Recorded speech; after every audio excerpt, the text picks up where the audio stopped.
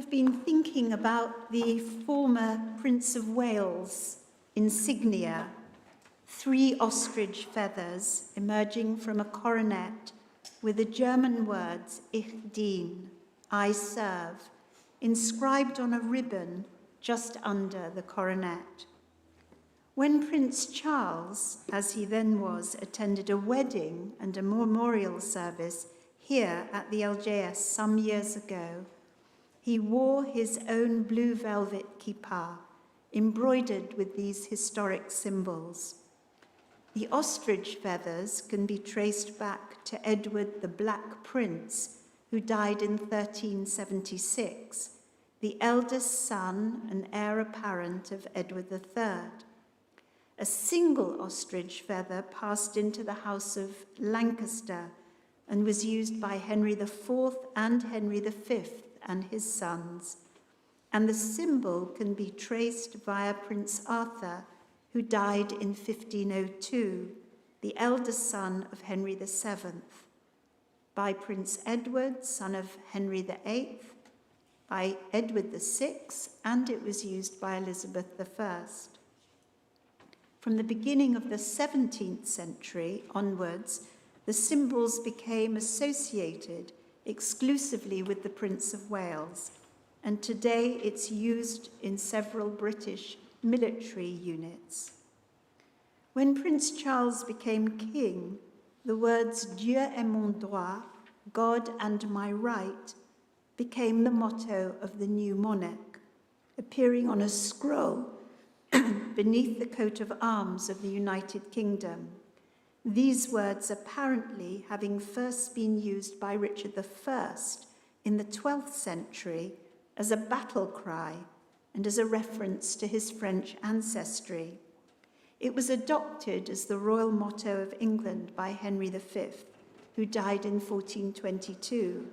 The words, "and my right," referring to his claim by descent to the French crown. But it is not these words that attract my interest this morning, but the words Ich dien, I serve, that I've been thinking about. When Queen Elizabeth II died, in fact, while she lived, it was very clear that her whole life had been devoted to service of this nation, the realms, and the Commonwealth. And part of our sadness at her death was a sense of something enduring and steadfast, this service that she had given to others coming to an end. In Hebrew, there is one word for work, service, and worship, and that word is avodah, from the Hebrew word avad. The Israelites' labor for the Egyptians while in slavery is called avodah kasha, harsh labor. The work that Jacob performed for Laban in order to earn his daughter Rachel's hand in marriage is also avodah, 14 years of being a shepherd in the land of Aram. But avodah also means a service in the sense of an occasion, a religious service. The observance of Pesach is called avodah in the book of Exodus. Ve'avadata et ha'avodah hazot b'chodesh hazeh. You shall observe this service in this month, says Moses to the people when he instructs them in the laws of Pesach and to keep the festival. And of course, the same root is used right the way throughout the Bible of our service to God. You shall serve the Eternal One, your God, in Exodus, and the warnings in Deuteronomy and elsewhere not to worship other gods or to serve them.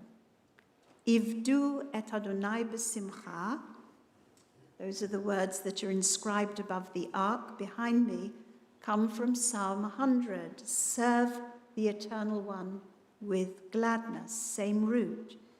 And connected, of course, with the root avad is the word eved, which means servant or slave. If my calculations are correct, the root is used in one form or the other as a verb or as a noun approximately 857 times in the Hebrew Bible, probably a bit more, maybe even closer to 900. And noticeably, that root, you may have noticed, is used 6 times in this week's Torah portion, in the same turn of phrase each time.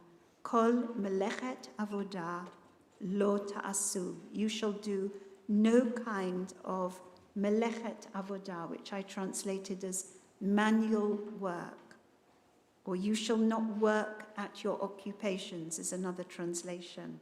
By the way, I think it's highly significant that that phrase is used 6 times specifically throughout the parashah, not just the bit we read, but beyond, which goes on to talk about the other festivals of Pesach, the festival of first fruits, which we call Shavuot, the day of rest commemorated by the sounding of the shofar, which we call Rosh Hashanah, and the first and the last days of Sukkot.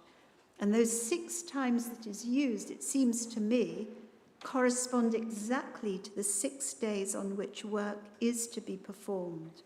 And noticing that the word avodah is not used in those opening verses that I read from in reference to Shabbat.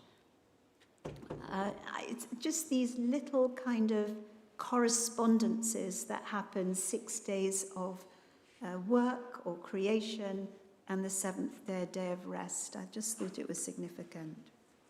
Today's coronation liturgy, which is going on elsewhere for King Charles, is entitled Called to Serve. And as the introductory comments to that coronation liturgy emphasized, it's focused on the theme of loving service to others. At the beginning of the service, a young chapel chorister will greet the king, after which the king will say his first words in the service, "In God's name, I come not to be served, but to serve." This is the king's commitment to serve God through loving service to others.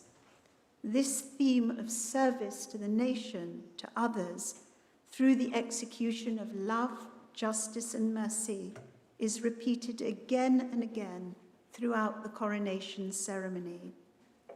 70 years ago, on June the 5th, 1953, the Jewish Chronicle reported that a large congregation attended a service of prayer and thanksgiving for the coronation of the new queen right here at the liberal Jewish Synagogue, St. John's Wood, a service which had happened on the previous Sunday. It was in the old synagogue, by the way.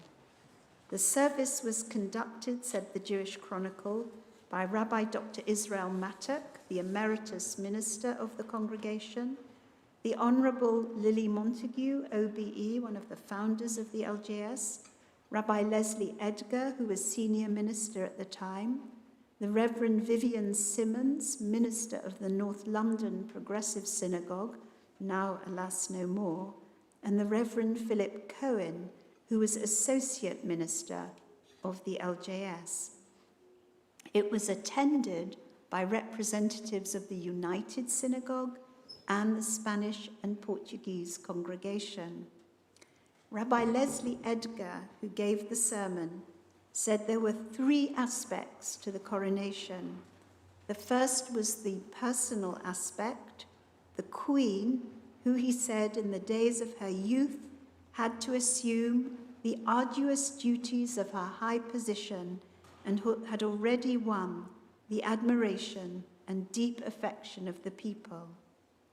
The second aspect was an expression of thankfulness and rejoicing for what the British monarchy symbolized, a symbol of continuity of their history, of their free institutions, the rights of all citizens under the law, and the fundamental unity of the British people.